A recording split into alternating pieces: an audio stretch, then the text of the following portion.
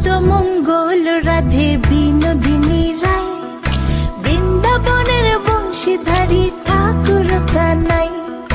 একলা রাতে যমুনাতে জল ভরিতে যায়, পেছন থেকে কৃষ্ণ তখন আরে আরে চায়।